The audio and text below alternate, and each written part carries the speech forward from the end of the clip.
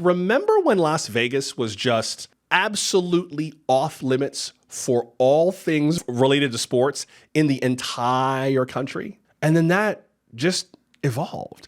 Bloomberg had a piece about this, about how the city has rehabilitated itself because of the evolution in the way that we deal with sports. There had been a scandal over referees betting on games in the early 2000s, and that just kind of made people like, Las Vegas, oh my God, could never. But now it's just a different game. You've got the Las Vegas Aces, who are the WNBA team, the reigning champion WNBA Las Vegas Aces, who play here. You've got the Golden Knights, who won the Stanley Cup last year, Hockey Stanley Cup, and they're here. This city takes huge pride, by the way, in the Golden Knights and the Aces. I know a lot of cities like, WNBA. Not Vegas. Vegas loves the Aces. This is a very proud sports town, and they love the Golden Knights here. Love the Raiders too, but when they won those 2 championships, this city showed up, and they were like, see, they told us we couldn't win. The Knights were a team made of NHL outcasts and misfits, and in 6 short years, they took the Stanley Cup. Vegas, baby. That's who we are. We reflect what the Golden Knights represented in a town that people thought couldn't be this, couldn't do that, couldn't have so-and-so, and then they go on and they win it. That's kind of the energy here in Vegas. And I think that on a public level has made this place feel very different to a lot of people. There's also the fact that the A's are building a ballpark. This is the site for one proposed site for a potential ballpark.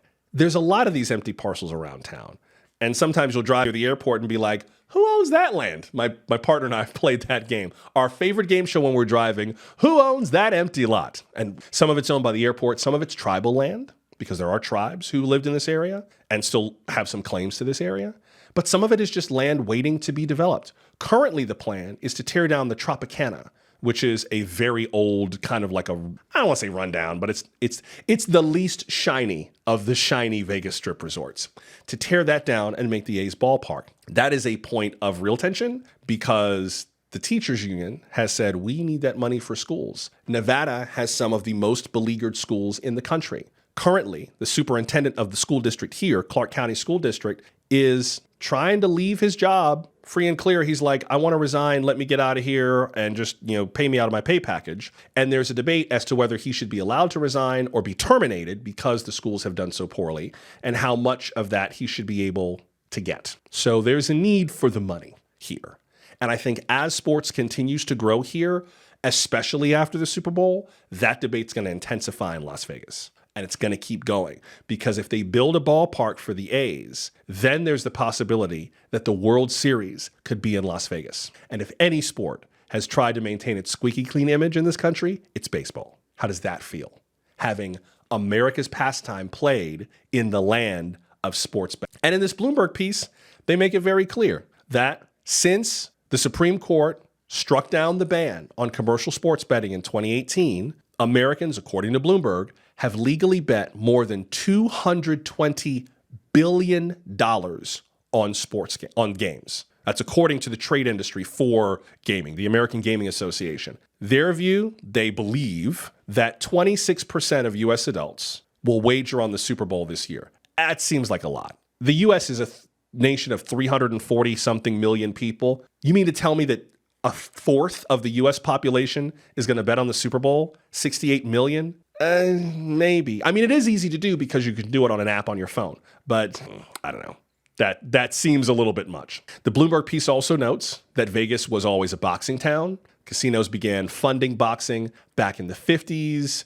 The MGM Grand still has that huge arena, the MGM Grand Garden, which was known for a lot of boxing and now a lot of UFC fights. There's an image here of Floyd Mayweather hitting Manny Pacquiao during their championship fight back in 2015. So this has been a boxing town for a long time. And then the Ultimate Fighting Championship, UFC Martial Arts, that's headquartered here in Las Vegas, based here in Las Vegas. So how is it that this happened? Well, you can thank our friends in the great state of New Jersey. Because back in 2018, a case from New Jersey before the Supreme Court struck down the federal law that banned commercial sports betting in most states.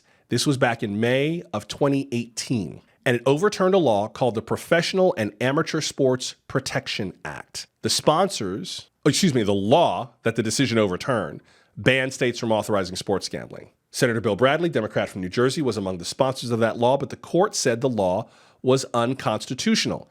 Justice Samuel Alito wrote the opinion for the majority. His opinion read in part, quote, "It is as if federal officers were installed in state legislative chambers and were armed with the authority to stop legislators from voting on any offending proposals. A more direct affront to state sovereignty is not easy to imagine," unquote. So, if you're not a fan of sports betting, blame the U.S. Supreme Court.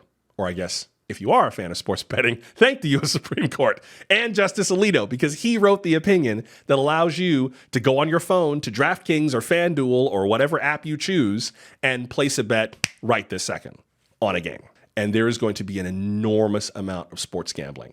I don't know how this is going to turn out. I am rather concerned about how this is going to turn out. I am not going to be the guy who says you're not allowed to, to gamble. I mean, there are casinos all over Las Vegas. We've put money in these digital slots and made a few dollars. We have our favorite slot machines and we have our favorite places to go. Sidebar, if you are going to gamble in Vegas, get off the Strip. Try to get off the Strip.